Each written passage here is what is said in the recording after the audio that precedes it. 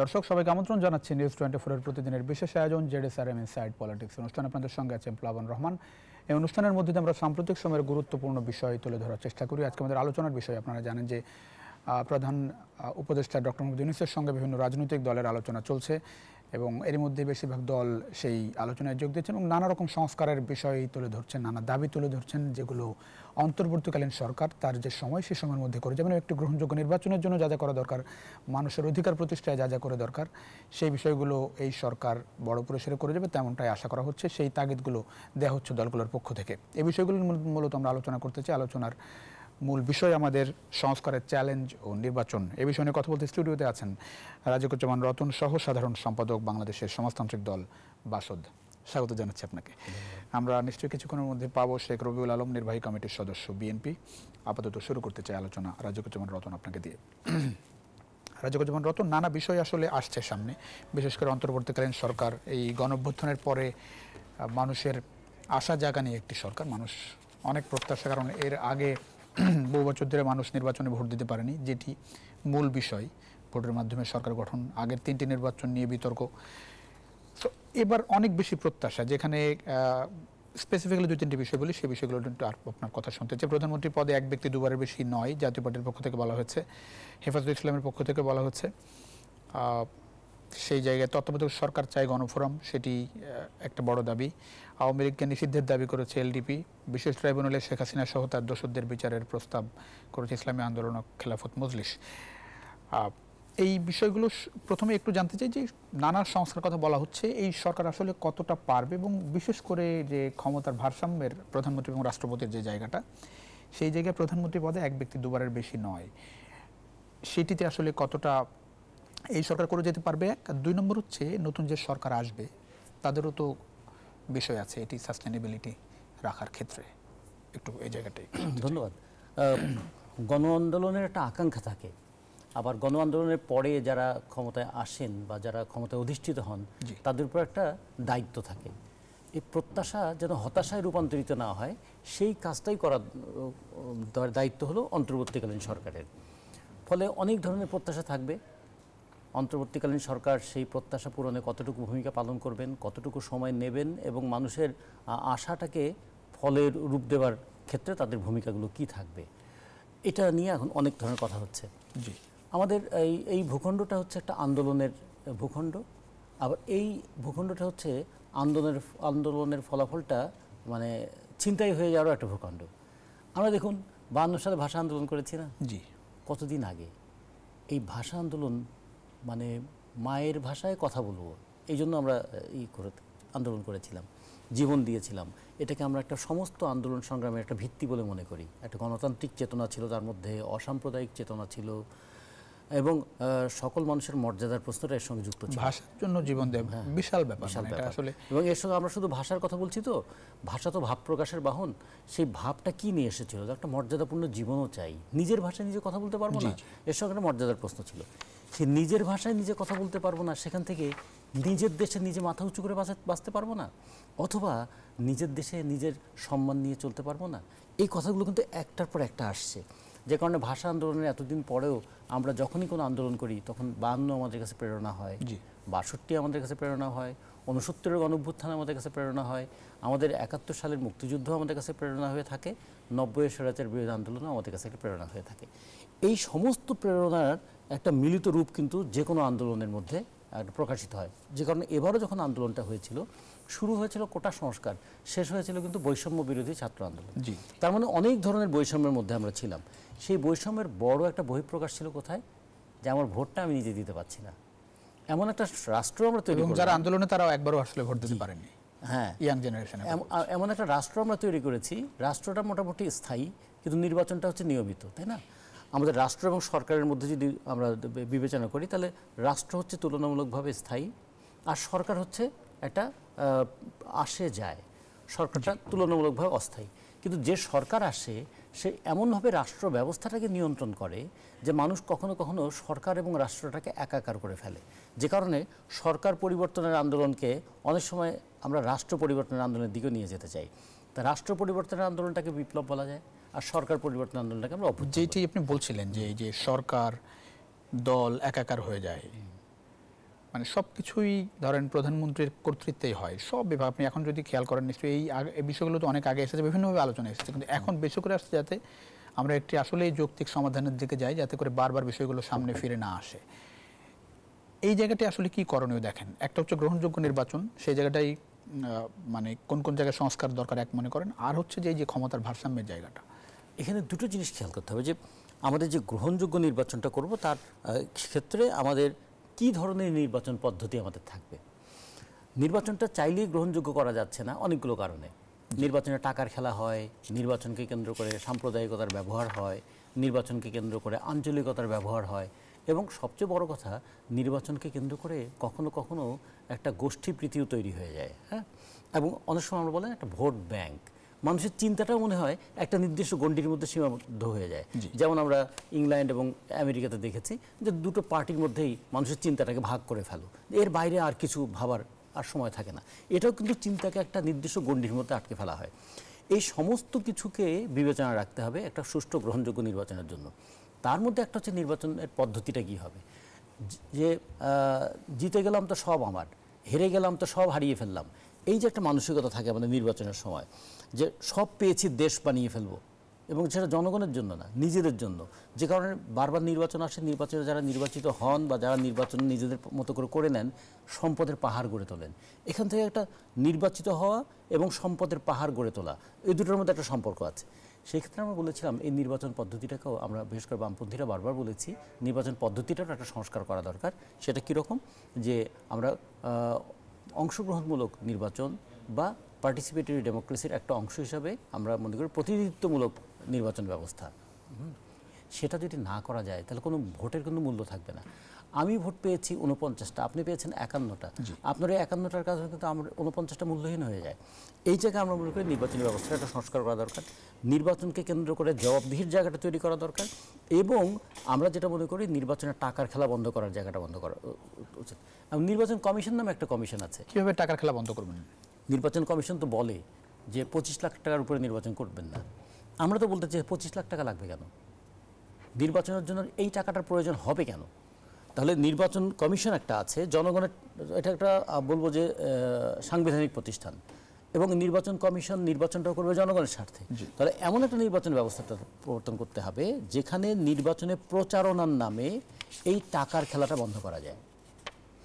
আমরা এখন নির্বাচনী প্রচারের মধ্যে এমন এমন বিষয় ঢুকিয়ে দিয়েছি, বড় গাড়ি লাগবে, বড় বাড়ি লাগবে, প্রচারের জন্য কর্মী ভাড়া করতে হবে, পোস্টার করতে হবে, তারপরে নানা ধরনের আয়োজন করতে হবে, এবং মানুষের মন জয় করার জন্য তার আসলে কখনো কখনো পকেটটাকে জয় করতে হবে।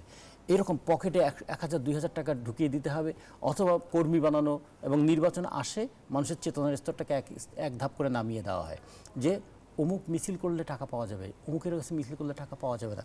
নির্বাচন এবং টাকাকে প্রায় একাকার করে ফেলা হয়েছে, যে টাকাওয়ালাদের নির্বাচন। তো এই জায়গায় যদি নির্বাচন কমিশন বলে আপনি নির্বাচনটা কেন করছেন, আমরা নির্বাচনকে কেন্দ্র করে যে প্রচারণা হয়, নির্বাচন কমিশন যদি এরকম ব্যবস্থা করে, যারা নির্বাচনে ক্যান্ডিডেট হবেন তারা প্রত্যেকে একটা মঞ্চে দাঁড়াবেন, তাদের বক্তব্যটা তারা রাখবেন, ভোটাররা সেটা দেখবে, বিবেচনা করবে এবং ভোট দেবে। ফলে টাকার খেলাটা বন্ধ করার কিন্তু আমরা যেই সংস্কৃতির মধ্যে আসলে ঢুকে পড়েছি, সেখান থেকে বের হওয়া মানে একবারেই কি সম্ভব বলে মনে হয়? একবারে কিংবা দুইবারে, আপনি বলছেন সেটা একবারে কিংবা দুইবারের প্রশ্নটা আমরা করবো কিনা, আমরা কি চাই আমাদের পরবর্তী প্রজন্ম এইভাবে বেড়ে উঠুক? এখন যেটি প্রশ্ন আসছে সেটি হচ্ছে যে সংবিধান থেকেই যাতে বিষয়টি শুরু হয়, সংবিধান পুনর্লেখনের কথা বলা হচ্ছে, একবারের বেশি দুবার যাতে প্রধানমন্ত্রী না হতে পারেন, দুইবারের বেশি সেটির কথা আসছে। এই বিষয়গুলোকে এই সরকারের মানে যে ক্ষমতা কিংবা এই সরকারের করে যাওয়ার মতো কিনা, মানে এই দুটো ব্যাপার হতে পারে। একটা হচ্ছে অন্তর্বর্তীকালীন সরকার, তিনি কিন্তু সব করবেন না, তিনি একটা পথরেখা তৈরি করতে পারেন, যেটা পরবর্তী নির্বাচিত সরকার যারা আসবেন, সেই নির্বাচিত সরকার অন্তত এইটুকু তাদের মধ্যে একটা কমন কনসেনসাস তৈরি হবে, যারা ক্ষমতায় আসবেন তারা এটাকে কন্টিনিউ করবেন। যেমন আমরা 1990 সালে এরশাদ পতনের পরে আমরা যে একটা কমন কনসেনসাসে তৈরি এসেছিলাম, যে কারণে কিন্তু প্রেসিডেন্সিয়াল ফর্ম থেকে পার্লামেন্টারি ফর্মে আমরা গিয়েছিলাম। পরবর্তীতে নির্বাচনে যারাই নির্বাচিত হয়ে এসেছিলেন তারা কিন্তু এটাকে পার্লামেন্টারি ফর্মে ট্রান্সফর্ম করতে কারো কোনো আপত্তি করেননি। সেরকম আমরা যদি একটা কমন কনসেনসাস তৈরি করতে চাই, সংস্কারের যে কথাগুলো আমরা বলছি, সেই সংস্কারের দুটো খুব গুরুত্বপূর্ণ দিক, যে নির্বাচনের মধ্য দিয়ে কি স্বেচ্ছাচারের ভিত্তি তৈরি হয়, নির্বাচিত স্বেচ্ছাচার, আমি ভোট পেয়েছি বলে আমি যা খুশি তা করতে পারবো, আমার কোনো জবাবদিহি থাকবে না। তাহলে একটা না ভোটের বিধানের কথা একসময় বলা হয়েছিল, আর একটা আমরা যে কথা বলছিলাম রাইট টু রিকল, মানে আমি একবার আপনাকে ভোট দিয়েছি বলে 5 বছরের জন্য আপনার কাছে আমি দাসখত লিখে দিলাম, তাহলে আমার কি যাচাই করার বিষয় থাকবে না? আবার কি 5 বছর পর আমি যাচাই করব? নাকি রাইট টু রিকল, প্রয়োজনে আমার সমর্থন আমি প্রত্যাহার করে নিতে পারি, এরকম জায়গা থাকতে পারবে? এগুলো অনেক সময় মনে হতে খুব ড্রিমি, খুব স্বপ্নময় একটা কথা, কিন্তু বাস্তবে যদি আমি যে সংস্কারের আকাঙ্ক্ষাটা তৈরি হয়েছে সে আকাঙ্ক্ষার সঙ্গে সঙ্গতিপূর্ণ পদক্ষেপ রাখতে চাই, এদিকে আমাদের হাঁটতেই হবে। আমরা পারবো কিনা এটা অনেক কিছুর উপর নির্ভর করবে, করবো কিনা এটা নির্ভর করে আমার দৃষ্টিভঙ্গির উপরে, যে আমরা এটা কি করতে চাই, নির্বাচনী ব্যবস্থাটাকে কি এমন করতে চাই যার মধ্যে দিয়ে জনগণ শিক্ষিত হয়ে উঠবে। আপনার কি মনে হয় যে আমরা আসলে চাই? ধরেন সব স্টেক হোল্ডারের কথা বলছি, রাজনৈতিক দল, ভোটার, এখন ধরুন সাধারণ এই মানুষ। যে কোনো ব্যবস্থায় দুটো অংশ থাকে, একটা হলো সুবিধাভোগী অংশ আর একটা থাকে আন্দোলনকামী অংশ। ধরেন এই বিষয়গুলো তো এর আগে বিভিন্ন সময় আলোচনায় এসেছে। আমি ধরেন এই যে তত্ত্বাবধায়ক সরকার ব্যবস্থার কথাই বলি, তত্ত্বাবধায়ক সরকার ব্যবস্থা বিলুপ্ত করা হলো, কিন্তু এর আগে দেখা গেলো এই দলগুলোই তত্ত্বাবধায়ক সরকার ব্যবস্থা ফিরিয়ে আনার জন্য আন্দোলন করেছে, ক্ষমতায় আসার পরে তত্ত্বাবধায়ক সরকার ব্যবস্থা বাতিল করেছে। আবারও বলা হচ্ছে এখন যে তত্ত্বাবধায়ক সরকার ব্যবস্থা একটা প্রশ্ন আছে, তত্ত্বাবধায়ক সরকার যে বাতিল করা হয়েছিল এটা প্রতারণামূলকভাবে বাতিল করা হয়েছে, এখন তো প্রমাণ হয়েছে। যেমন যাদেরকে দায়িত্ব দেওয়া হয়েছিল তত্ত্বাবধায়ক ব্যবস্থা নিয়ে একটা আলোচনা করবার জন্য, তারা সবাই বলেছেন তত্ত্বাবধায়ক ব্যবস্থা রাখা দরকার। যে কোর্ট যে কাঁধে বন্দুকটা রাখা হয়েছে সে কোর্ট বলছে তারাও ঠিক এইরকম কথা বলেননি, দুইবারের কথা বলা হয়েছিল, দুইবার ভোট করার পরে পরে কিন্তু সেগুলোও মেনে নেওয়া হয়নি। তার মানে এটা এক ব্যক্তির ইচ্ছাটা এখানে খুব গুরুত্বপূর্ণ ছিল। আচ্ছা, এক ব্যক্তির ইচ্ছাকে সবাই সমর্থন করলেন কেন? ব্যবসায়ীরা একটা কথা বলেছেন, আমাদের ঘাড়ে কি দুইটা মাথা আছে? তার মানে কেউ মাথা কাটা যাওয়ার ভয় করেছিলেন, অথবা কেউ এখান থেকে বেনিফিট নেওয়ার চেষ্টা করেছিলেন। ফলে এবারের যে আন্দোলনটা গড়ে উঠেছিল, আন্দোলনটা ছাত্র আন্দোলন থেকে রাষ্ট্র সংস্কারের আন্দোলনের জায়গায় আসলো কেন?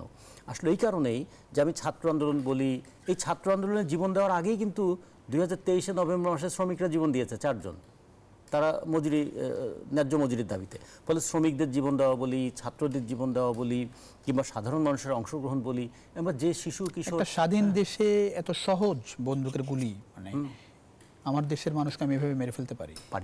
কখন পারি?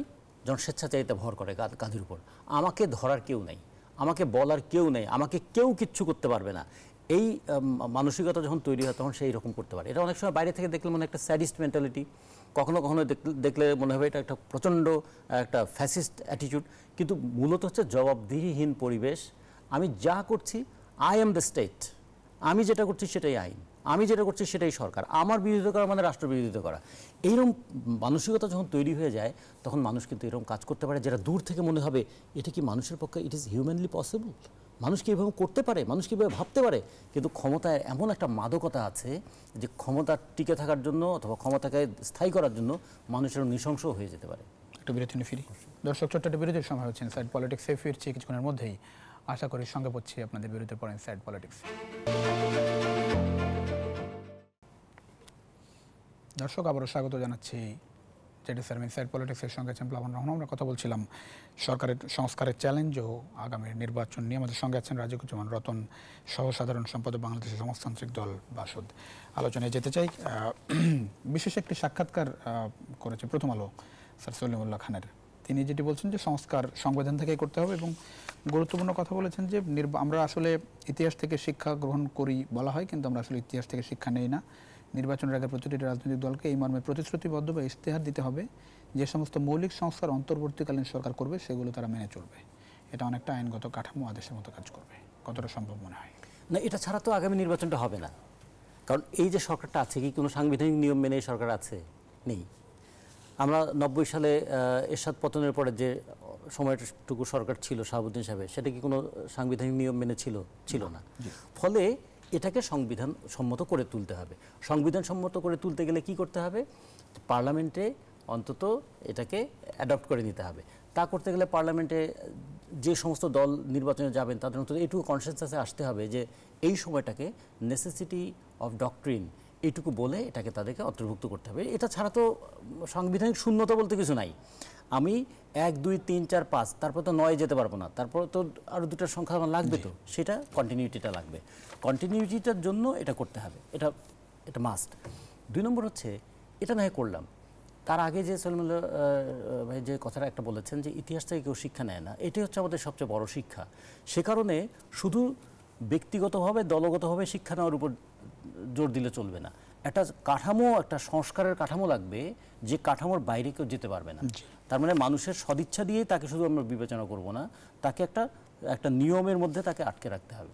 যেমন আজকে আমরা যখন বলছি, এখানে আলোচনা করছি, তখন এই কথাটা আমাদের মাথায় আছে, 15 বছরে কত দুর্নীতি হয়েছে। এই দুর্নীতিটা আমলারা করেছে না, এই দুর্নীতির মধ্যে আমাদের বিচার বিভাগ পড়েছে না, এর মধ্যে আমাদের পুলিশ ছিল না, এর মধ্যে এমনকি সামরিক গোয়েন্দারা ছিল না। তো এটা করতে পারলো কেমন করে? তার মানে রাজনৈতিক ব্যবস্থায় যদি জবাবদিহিতা না থাকে, তাহলে অন্যান্য যে তার যে রাষ্ট্র পরিচালনার অন্যান্য যে মানে উপাঙ্গ বলি বা অঙ্গ বলি, সেগুলো সবগুলো কিন্তু দুর্নীতিগ্রস্ত হয়ে যায়। এমনকি আমরা যে সংবাদ মাধ্যম বলি, সংবাদ মাধ্যমের মালিকানা নিয়ে কত ঘটনা ঘটেছে না? যাদের দায়িত্ব হচ্ছে সংবাদ প্রচার করা, তারাও সংবাদ প্রচার করতে পারে নাই। কেন? কার ভয়ে? ফলে এগুলো সব কিছুই কিন্তু এখন একটা আলোচনার মধ্যে এসেছে। জবাবদিহিতার কথা এটাও বারবার আসছে। সরকার যারা নির্বাচিত হবে তাদের জবাবদিহিতা নিশ্চিত হবে কিভাবে? ধরেন আমরা এর আগে এক পেশে পার্লামেন্ট দেখেছি, একেবারেই 230 আসন, 232-33 আসন নিয়ে একেবারে যা ইচ্ছা তাই করা সম্ভব, সংখ্যাগরিষ্ঠতা নিয়ে। সামনের পার্লামেন্ট কেমন দেখছেন আপাত দৃষ্টিতে? এখন 2 নম্বর হচ্ছে দ্বিকক্ষ সংসদের কথা বলা হচ্ছে, সেটি হলেই বা কি হবে? দ্বিকক্ষ পার্লামেন্ট তো ভারতে আছে, তো ভারতে কি দুর্নীতি বন্ধ হয়ে গেছে? পুরোপুরি না, কিন্তু জবাবদিহিতা মনে হয় সরকারের আছে। ফলে কক্ষ একটা গুরুত্বপূর্ণ বিষয়, কিন্তু আমাদের মতো একটা ইউনিট স্টেটে সবসময় কক্ষ দিয়ে, এটা এক কক্ষ বিশিষ্ট পার্লামেন্ট না দ্বিকক্ষ বিশিষ্ট পার্লামেন্ট, তা দিয়ে ঠিক করা যাবে না। দ্বিকক্ষ বিশিষ্ট পার্লামেন্ট হলে কি সরকারের উপর একটা প্রচ্ছন্ন চাপ থাকে? একটা চাপ থাকে, মানে একটা উপর থেকে একটা মনিটরিং থাকে, এইটুকু। কিন্তু আমি যদি তোয়াক্কা না করি, তাহলে তার কিছুই আসে যায় না। সে কারণে এই যে তোয়াক্কা করবে না কেন, এইটার জন্য যদি আমাদের যদি বলি যে আমাদের সংবিধানের 20 নম্বর ধারায় আছে, আয়ের সঙ্গে অসঙ্গতিপূর্ণ সম্পদ, সেটা কি হবে? তাহলে আয়ের সঙ্গে অসঙ্গতিপূর্ণ সম্পদ কেউ ভোগ করতে পারবে না। এইটার উপর আমাদের জোর দিতে হবে।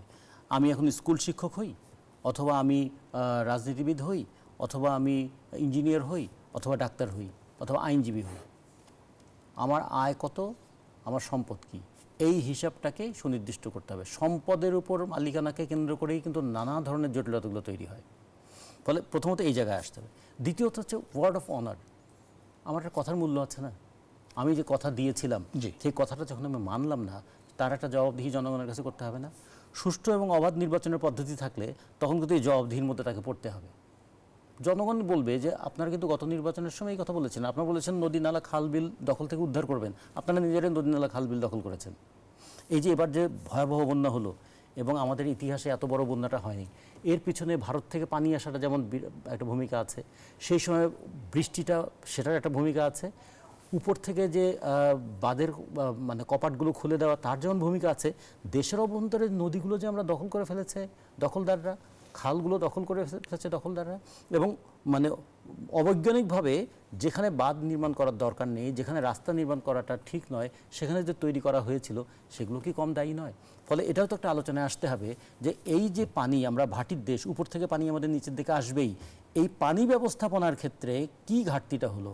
এটা কি নদী দখল, খাল দখল, মানে অপরিকল্পিত বাঁধ নির্মাণ, অথবা রাস্তা নির্মাণ, অথবা দুর্নীতি? তাহলে হয় কি প্রত্যেকটা জায়গায় একটা জবাবদিহির জায়গা তৈরি হতো। কিন্তু সব জবাবদিহির প্রথম জবাবদিহি হচ্ছে রাজনৈতিক ব্যবস্থার জবাবদিহিতা। এটা না হলে কিন্তু একটা বিষয় মনে হচ্ছে গত 15 বছর যেটা হচ্ছে যে এই যে বিষয়গুলো আপনি বললেন, এই জায়গাটাই সবচেয়ে বেশি মনে হয় যে সরকার ব্যতিব্যস্ত থাকে যে ক্ষমতায় আসলে কিভাবে টিকে থাকা যায়, সামনের নির্বাচনকে কিভাবে পাশ কাটানো যায়, এই বিষয়গুলো সবসময় মনে হতো যে আসলে সরকার এই বিষয়টি খুব বেশি ব্যস্ত থাকে। সেই জায়গার পরিবর্তন, ফলটা কি দাঁড়ালো? জি দেখুন, আমরা অভ্যুত্থান করেছি 69-এ, আইয়ুব খানকে সরিয়ে আমরা ক্ষমতা থেকে বিরতি নিয়ে নিশ্চয়ই আপনার কাছে শুনবো। একটা বিরতির সময় হচ্ছে দর্শক, আবারও ছোট্ট একটা বিরতি, ফিরছি কিছুক্ষণের মধ্যে, আশা করি সঙ্গে পাচ্ছে আপনাদের বিরতির পর ইনসাইড পলিটিক্স। দর্শক আবারও স্বাগত জানাচ্ছি জেডএসআর ইনসাইড পলিটিক্স। আপনাদের সঙ্গে আছেন প্লাবন রহমান। আমরা কথা বলছিলাম সংস্কার এবং আগামী নির্বাচন নিয়ে। আমাদের সঙ্গে এর মধ্যে যোগ দিয়েছেন শেখ রবিউল আলম, নির্বাহী কমিটির সদস্য বিএনপি। আপনাকে স্বাগত জানাচ্ছি ইনসাইড পলিটিক্সে। আমাদের সঙ্গে এর মধ্যে আছেন রাজিকুজ্জামান রতন, সহ সাধারণ সম্পাদক বাংলাদেশের সমাজতান্ত্রিক দল বাসদ। আমরা একটু রবিউল আলম আপনার কাছে যেতে চাই। আমরা কথা বলছিলাম সংস্কার যে বিষয়গুলো আলোচনায় আসছে এখন, প্রধান উপদেষ্টার সঙ্গে বৈঠকে দলগুলো বিভিন্ন মত দিচ্ছে, তাগিদ দিচ্ছে। তার মধ্যে অভিন্ন কিছু মত আছে, সেটি একটু বলি। সেটি হচ্ছে যে প্রধানমন্ত্রী পদে এক ব্যক্তি দুবারের বেশি নয়, জাতীয় পার্টির পক্ষ থেকে বলা হচ্ছে, হেফাজতে ইসলামের পক্ষ থেকে বলা হচ্ছে। এলডিপি আওয়ামী লীগের নিষিদ্ধের কথা বলছে। তত্ত্বাবধায়ক সরকার চাই গণফোরাম। স্যার সলিমুল্লাহ খানের একটি ইন্টারভিউ প্রকাশ হয়েছে, আপনার এসেছে প্রথম আলোতে। তিনি বলছেন যে তত্ত্বাবধায়ক সরকার ব্যবস্থা যাতে কেউ বাতিল করতে না পারে সেরকম একটি সমঝোতা বা বিষয় সামনে আসা উচিত, যাতে করে এই সরকার করে গেলেও এটি যাতে পরবর্তীতে কেউ বাতিল করতে না পারে। সব মিলে একটু শুনতে চাই। ধন্যবাদ আপনাকে, ধন্যবাদ সহ আলোচক এবং এই মুহূর্তে যারা নিউজ 24-এর সাথে যুক্ত আছেন। যে প্রস্তাবনাগুলি বিভিন্ন রাজনৈতিক দলের পক্ষ থেকে এসেছে, আপনি যদি একটু মানে পিছনে যান দেখবেন যেগুলি সবই আমাদের প্রস্তাবনা। আমরা জাতীয় সংসদ নির্বাচন দ্বাদশ, তার পূর্বে কিন্তু 31 দফা দাবি দিয়েছিলাম। সেখানে আপনি দেখবেন যে আমরা তত্ত্বাবধায়ক সরকারের অধীনে অর্থাৎ নির্বাচনকালীন একটা নির্দলীয় সরকারের স্থায়ী ব্যবস্থাপনাই করতে চেয়েছি সংবিধানে, সেটা আমরা করতে চেয়েছি। এই যে এক ব্যক্তি দুইবারের বেশি প্রধানমন্ত্রী হতে পারবেন না অথবা নির্বাহী বিভাগের প্রধান হতে পারবেন না, সেটাও কিন্তু আমাদের আপনার 31 দফা দাবিতে ছিল। আমরা কিন্তু বলেছিলাম রাষ্ট্রপতি এবং প্রধানমন্ত্রীর ক্ষমতার একটা ভারসাম্য, সেটা স্থায়ীভাবে প্রতিষ্ঠিত করা হবে সংবিধানে, সেটাও কিন্তু আমাদের কমিটমেন্ট ছিল। আমরা এও বলেছিলাম যে আমরা যদি ব্রুট মেজরিটি নিয়েও ক্ষমতায় আসি ভোটের ভিত্তিতে, তাহলে আমরা একটা জোটবদ্ধ সরকার করব। এগুলি কিন্তু আমাদের আপনার ওই 31 দফা দাবির মধ্যে ছিল। আমরা সাংবিধানিক প্রতিষ্ঠানগুলির নিয়োগ এবং একটা কমিশন করে কিভাবে স্বচ্ছ প্রক্রিয়ায় নিয়োগ দেওয়া যায় সেটাও সংবিধানে কিন্তু আমরা যুক্ত করতে চেয়েছিলাম। আমরা রাষ্ট্রের 3টি বিভাগকে স্বতন্ত্রভাবে ফাংশন করবে, স্বতন্ত্রভাবে স্বাধীনভাবে, সেই কমিটমেন্টও কিন্তু আমাদের ওই 31 দফা দাবিতে ছিল। আমরা কিন্তু এও বলেছিলাম যে আপনার যদি হয় মানে এই যে তত্ত্বাবধায়ক সরকারের যে জায়গাটা বলছেন সেটা একটা স্থায়ী রূপের কথা আপনি যেটা বলছিলেন, সেটা কিন্তু আমাদের সংবিধানে আমরা যুক্ত করতে চেয়েছিলাম। অর্থাৎ আপনি যে দাবিগুলি এখন অন্যান্য রাজনৈতিক দল করছে সেটা আমাদের 31 দাবির মধ্যেই ছিল। কারণ এই তত্ত্বাবধায়ক সরকার ব্যবস্থা আসছে কেন? কারণ এর আগে তো দেখা গেল যে আপনারা একসাথে আন্দোলন করেছেন, আওয়ামী লীগ আসলো, সেটি বিলুপ্ত হয়ে গেল পঞ্চদশ সংশোধনীর মাধ্যমে। মানে বিষয়টা হচ্ছে ক্ষমতায় থাকলে এটি না চাওয়ার একটা প্রবণতা আছে আর কি, সেই জন্য সেটা আমরা ক্ষমতায় যাওয়ার আগেই বলেছি। আমরা ক্ষমতায় আসার পর না করার প্রবণতা যেহেতু আছে বিধায় আমরা কিন্তু দ্বাদশ জাতীয় সংসদ নির্বাচনের পূর্বেই এই কমিটমেন্ট করেছি যে আমরা ক্ষমতায় ব্রুট মেজরিটিতে গেলেও এটার একটা স্থায়ী রূপ আমরা দিব, সেটা কিন্তু আমরা বলেছি। আমরা সাংবিধানিক সংস্কার বলেন, ওই যে বললাম যে রাষ্ট্রের কাঠামোগুলি স্বতন্ত্রভাবে ফাংশন করানোর কথা বলেন, একটা সরকার সংবিধানে মানে সংবিধান অনুসারে সংসদের কাছে দায়বদ্ধ থাকবে, সংসদ হচ্ছে আপনার জনগণের কাছে দায়বদ্ধ থাকবে। এই যে একটা বিকেন্দ্রীকরণ ক্ষমতার এবং সব মতের রাজনীতির, বললাম জোট সরকার করতে চেয়েছি কি কারণে, যে সব মত আমরা দ্বিকক্ষ বিশিষ্ট পার্লামেন্ট করতে চেয়েছিলাম। আপনি জানেন যে আমরা বলেছি যেটা রতন বলছিলেন যে দ্বিকক্ষ বিশিষ্ট পার্লামেন্ট হলে কি লাভ হবে, মানে ধরেন পার্লামেন্ট দ্বিকক্ষের কাছে কথা পাত্তা দিল না, শুনলো না, তাহলে কি হবে? না, একটা ক্ষমতার ভারসাম্য তো কিছুটা হলে আসবে। যেমন আমাদের রাজনীতিবিদদের বাইরেও অনেক সিটিজেন আছে, অনেক নাগরিক আছে, তাদের অভিজ্ঞতা আছে, তাদের ধরেন রাষ্ট্রে তাদের ভূমিকা রাখার সুযোগ আছে। এরকম বিজ্ঞ প্রজ্ঞাবান মানুষ তো আছে, সিনিয়র সিটিজেন অনেকে আছে যারা পেশাগত দায়িত্ব করেছেন কিন্তু নির্বাচনে তারা খুব ভালো করতে পারেন না, রাজনীতিতে সম্পৃক্ত না। তাদের মেধাটাকে, তাদের যোগ্যতাটাকে কাজে লাগানোর জন্য আমরা চেয়েছি যে একটা ছোট পরিসরে হলেও উচ্চকক্ষ আর ধরেন নিম্নকক্ষ। আমরা কিন্তু উচ্চকক্ষটাকে জনগণের ভোটে ভিত্তিতে করতে চাইনি। আমরা বলছি যে পার্লামেন্টটা আছে সেই পার্লামেন্টের মেম্বার অফ পার্লামেন্ট যারা হবে তাদের ভিত্তিতে একটা উচ্চকক্ষ, যাতে সব শ্রেণী পেশার মানুষ, বিজ্ঞ মানুষগুলি আপনার রাষ্ট্রেও তাদের কন্ট্রিবিউশনটা করতে পারে রাষ্ট্র বিনির্মাণের ক্ষেত্রে। সেটি না হলে হয় কি জানেন, রাজনীতিতে যুক্ত না থাকার ফলে অনেক মেধাবী মানুষ আছে, অনেক দক্ষযোগ্য মানুষ আছে, তারা কিন্তু আপনার ওই পার্লামেন্টের থেকে বা সরকারের নীতি নির্ধারণী পর্যায় থেকে তাদের যোগ্যতাটাকে রাষ্ট্রের প্রয়োজনে ব্যবহার করা যাচ্ছে না। ওই সুযোগটা তো আছে। আপনি আমেরিকান কংগ্রেসে যদি যান, মার্কিনে সিনেটে যদি যান, সেখানে আছে।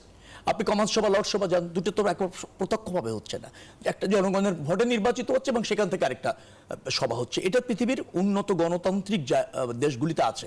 সেখানে যেটা ক্ষমতার ভারসাম্য হয়, একক ধরেন নির্বাহী ব্যক্তি বিভাগের যিনি প্রধানমন্ত্রী, তার ক্ষমতার জায়গাটা তিনি কয়েকটা জায়গায় দায়বদ্ধ থাকতে বাধ্য হন। শুধুমাত্র হা বললেই আইন পাশ হয়ে যায় না, আইনগুলি আপনার পরিবর্তন বলেন, পরিমার্জন বলেন, সংশোধন বলেন, সেই ক্ষেত্রে হয় কি বিভিন্ন মতের এবং একটা ধারাবাহিকতা থাকে, যেটা হলে স্বৈরতান্ত্রিক শাসন প্রতিষ্ঠিত হওয়ার সম্ভাবনা কম থাকে। সরকারের রাষ্ট্রের রাষ্ট্রের এবং সরকারের জনগণের কাছে বা জনগণের প্রতিনিধিদের কাছে দায়বদ্ধতা বাড়ে, সেই জায়গা থেকে আমরা এটা স্যার সুলেমান খান আরেকটা কথা বলেছেন যে নির্বাচনের আগে প্রতিটি রাজনৈতিক দলকে এই মর্মে এবার প্রতিশ্রুতিবদ্ধ বা ইশতেহার দিতে হবে যে সমস্ত মৌলিক সংস্কার অন্তর্বর্তীকালীন সরকার করবে সেগুলো তারা মেনে চলবে। এটা অনেকটা আইনগত কাঠামো আদেশের মতো কাজ করবে, যাতে আপনারা ক্ষমতায় গেলে এগুলো বাতিল না। অন্তর্বর্তীকালীন সরকার যা করবে তা শিরোধার্য এরকম না। অন্তর্বর্তীকালীন যদি বাংলাদেশের সমস্যা যেগুলি আছে অনুধাবন যদি করেন এবং সেই লক্ষ্যে যদি একটা সমঝোতা তৈরি করেন, নিশ্চয়ই রাজনৈতিক দলগুলির অনীহা থাকার কথা না। কিন্তু জনগণের নির্বাচিত সরকার যাতে জনগণের কাছে দায়বদ্ধ থেকে আমাদের জাতীয় স্বার্থ ধারণ করে রাজনীতি করে বা রাষ্ট্র পরিচালনা করে, সেই পথে থাকতে যাতে বাধ্য হয়, সেই ধরনের একটা পথ উন্মুক্ত করতে পারে অন্তর্বর্তীকালীন সরকার, সেটা তো সবাই নিশ্চয়ই স্বাগত জানাবে। কিন্তু একটা বাক্য দিয়ে শেষ করি, মনে রাখা দরকার যে অন্তর্বর্তীকালীন সরকারের কিছু কিন্তু সীমাবদ্ধতা আছে। তিনি কিছু প্রাতিষ্ঠানিক সংস্কার করতে পারেন, প্রশাসনিক সংস্কার করতে পারেন, একটা নির্বাচন ব্যবস্থাপনা অবাধে করার জন্য বেশ কিছু প্রয়োজনীয় সংস্কার করতে পারেন। কিন্তু সব সংস্কার করতে গেলে কিন্তু তার আইন বিভাগটা দরকার, সেটা অনুপস্থিত আছেন। আবার যে দলটি ক্ষমতায় যাবে সে যদি ব্রুট মেজরিটি হয় এবং তার ভাবনাটা যদি এই সরকারের ভাবনার সাথে দ্বিমত হয়, নিশ্চয়ই তিনি আবার পরিবর্তন করতে পারেন। এই জন্য অন্তর্বর্তীকালীন সরকারের উচিত হবে দেশের মানুষের সেন্টিমেন্ট, ছাত্র জনতার যে ধরেন দাবি, আমাদের রাজনীতিবিদদের যা করণীয়, সে ব্যাপারে একটা ঐক্যমতে পৌঁছানো, তারপরে করলে তো নিশ্চয়ই সেটা আমরা মানতে বাধ্য। একটু রাজিকুজ্জামান রতন, এই জায়গাটাই সীমাবদ্ধতা আছে এত, মানে আসলেই এই সরকারের যা ইচ্ছা তাই করতে পারবে না। মানে ধরেন সাধারণ মানুষের চাহিদা অনেক প্রত্যাশার সামনে আসছে, সেজন্য যখন আমি ধরে নিয়েছি অন্তর্বর্তীকালীন সরকার, জি, তখন তো এখনো পর্যন্ত তার যেটাকে বলি জন অভ্যুত্থানের মধ্য দিয়ে পাওয়া ম্যান্ডেট আছে, কিন্তু পার্লামেন্ট থেকে পাওয়া ম্যান্ডেট তো নাই। সে কারণে একটা তো আকাঙ্ক্ষার বিশালতা আছে, কিন্তু দায়িত্বের একটা সীমাবদ্ধতা আছে, এটা থাকে। এই কারণে তো বলা হয়েছে কি অন্তর্বর্তীকালীন সরকার। এর পরে যে সরকার আসবে তিনি অন্তর্বর্তীকালীন সরকারের কাজগুলোকে যেমন বৈধতা দেবেন, ভবিষ্যতের দেশটা কেমনভাবে যাবে, এগিয়ে যাবে কিভাবে, সে ব্যাপারেও পরবর্তী পথরেখা তৈরি করবেন। এই কারণেই বলছি এটা একটা সীমাবদ্ধতা আছে, অসীম সম্ভাবনার সীমাবদ্ধ সরকারি কাঠামো। একটু কি কি সংস্কার চান এই অন্তর্বর্তী সরকারের মাধ্যমে? না, অন্তর্বর্তীকালীন সরকারের প্রধান উপদেষ্টা ডক্টর মোহাম্মদ ইউনূস কিন্তু আমাদের বিদেশি রাষ্ট্রদূতদের সাথে যে সংলাপটা করেছিল, উনি 5টি বিষয়কে গুরুত্ব দিয়েছেন। আমার কাছে মনে হয়েছে এটা যথার্থ। যে 5টি বিষয়কে উনি গুরুত্ব দিয়েছেন, সংস্কারের জন্য সরকার প্রাথমিকভাবে ফোকাস দিচ্ছেন অথবা গুরুত্ব দিচ্ছেন, অগ্রাধিকার দিচ্ছেন, জি ভাই, সেই 5টি বিষয় সংস্কার করার জন্য যথেষ্ট সুযোগ আছে এবং মানুষের সাথে দাবি আছে।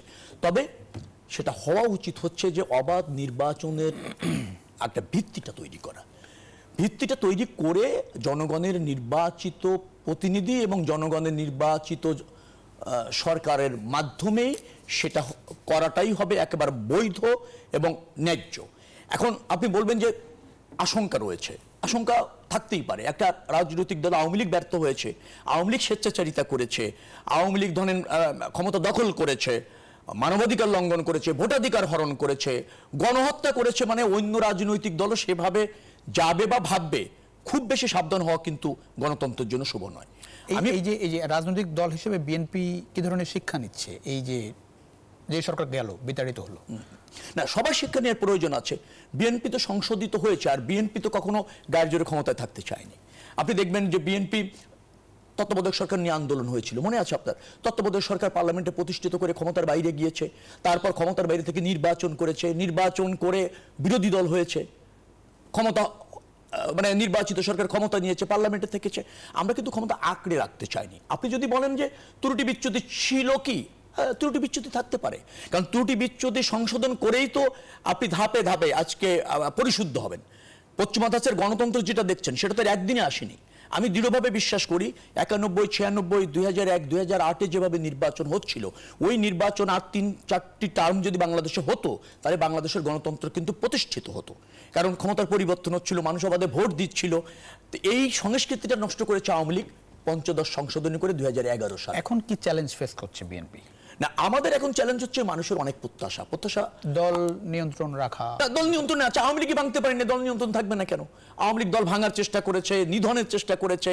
আমরা শত জুলুম উপেক্ষা করে আজকে এই যে অন্তর্বর্তীকালীন সরকারটা দেখছেন, এবং একটা নিকৃষ্টতম সরকার আওয়ামী লীগের যেটা ছিল শেখ হাসিনার নেতৃত্বে, তার নিকৃষ্টতম পতন, এটা অনিবার্য করেছে বিএনপি।